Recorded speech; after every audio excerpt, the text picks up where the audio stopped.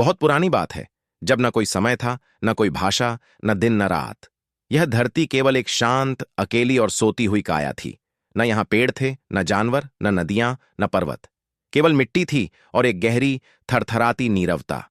यह धरती एक चेतन सत्ता थी, एक आत्मा। उसका नाम था धरणी। वह सोच सकती थी, महसूस कर सकती थी, लेकिन उसके पास कोई साथी नहीं था। हर दिन वह अपने भीतर सिमटती जाती थी। उसका हृदय, जो कभी अग्नि से भरा था, अब धीरे धीरे ठंडा पड़ने लगा था। एक दिन धरणी ने आकाश की ओर देखा। आकाश जो अनंत था, विशाल और निस्सीम। वह कभी अकेला नहीं लगता था।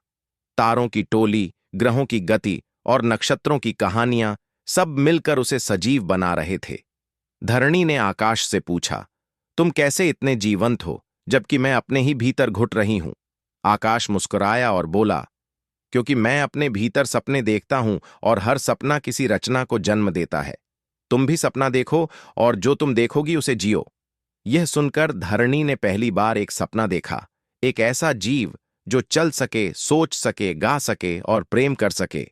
वह केवल शरीर न हो, वह एक आत्मा हो, एक चेतनता जो उसकी मिट्टी को भाषा दे, उसके सन्नाटे को गीत दे और उसके एकाकीपन को संवाद। धरणी ने अपने भीतर की सारी ऊष्मा, सारा प्रेम और सारा दुख एक बूंद में समेटा और उस बूंद को अपने गर्भ में बो दिया। वर्षों बीत गए। वह बूंद मिट्टी के भीतर गहराई में छिपी रही, एक अज्ञात जीवन बनकर। बीज का फटना एक दिन धरती पर पहली बार मेघों ने गर्जना शुरू किया। वर्षा की पहली बूंदें गिरीं, हवाएं चलीं, बिजली कड़कती रही।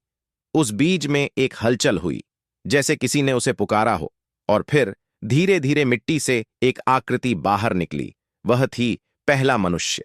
उसका शरीर मिट्टी से बना था, उसकी सांसें हवा से, उसकी आंखों में पानी की चमक थी और उसका हृदय अग्नि सा धड़कता था। लेकिन वह न जानवर था, न देवता। वह कुछ नया था। वह था मानव। पहचान की तलाश प्रथम मानव आंखें खोलकर दुनिया को देखता रहा। उसे समझ नहीं आया कि वह क्या है, कहां से आया है। वह पर्वतों से डरता, नदियों से खेलता और आकाश को घंटों ताकता रहता। फिर उसने अपने हाथों को देखा, फिर अपनी छाया को, और फिर अपने ही विचारों को। उसने महसूस किया कि वह अकेला है, लेकिन अजीब तरह से पूर्ण भी है। वह सोच सकता था, जो और कोई जीव नहीं कर सकता था। वह गा सकता था, कल्पना कर सकता था। परंतु एक रात जब उसने चांद को देखा, तो उसे महसूस हुआ कि उसकी आत्मा अधूरी है, जैसे कुछ और चाहिए, कोई और जिससे वह अपनी बातें बांट सके।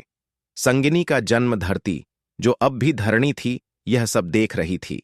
उसे अपने पुत्र पर गर्व हुआ, लेकिन वह उसकी पीड़ा को भी समझती थी। एक बार फिर उसने अपने भीतर की ऊर्जा को इकट्ठा किया। इस बार उसने कोमलता, संवेदना, करुणा और सौंदर्य को अपने गर्भ में रखा और फिर जन्म दी मानवी। मानवी जो जल जैसी शीतल थी, अग्नि जैसी तेजस्वी, वायु जैसी गतिशील और चंद्रमा जैसी शांत। वह मानव के सामने आई तो मानव मुस्कुराया। यह पहली मुस्कान थी जो दो चेतनाओं के मिलने से जन्मी थी। अब वे दो थे। उन्होंने एक दूसरे को भाषा सिखाई, पहले इशारों से, फिर ध्वनियों से, फिर गीतों से। संस्कृति का आरंभ समय बीतता गया।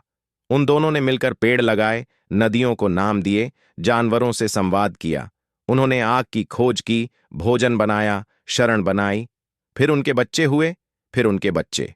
हर पीढ़ी ने कुछ नया सीखा, कुछ मिटाया, कुछ बनाया। और धीरे धीरे इंसान केवल जीव नहीं रहा, वह संस्कृति बन गया। कहानियां गढ़ी गईं, आकाश की, धरती की, देवताओं की, राक्षसों की।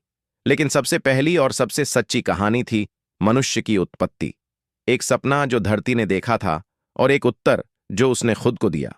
भूल और स्मृति, कई युग बीत गए। मनुष्य ने शहर बसाए, राज्य बनाए, सीमाएं खींची। उसने विज्ञान सीखा, युद्ध किए, प्रेम किया, फिर बांट लिया। वह कभी खुद को ईश्वर समझ बैठा, कभी जानवरों से भी नीचे गिर गया।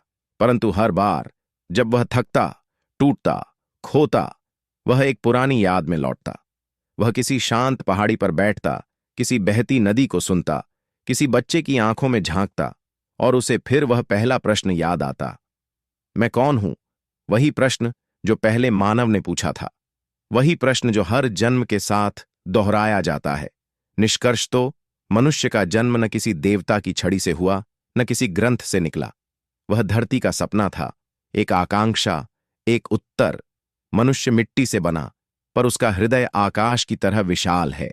उसमें पशु की भूख है, पर ईश्वर की चेतना भी। वह पुल है प्रकृति और चेतना के बीच।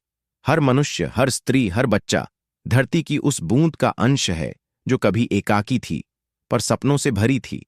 और जब भी तुम अपने भीतर कोई विचार, कोई भावना, कोई प्रश्न अनुभव करो, जान लो तुम उसी परंपरा के उत्तराधिकारी हो। क्योंकि मनुष्य का जन्म कहीं बाहर से नहीं, बल्कि धरती के हृदय और आकाश की कल्पना से हुआ था।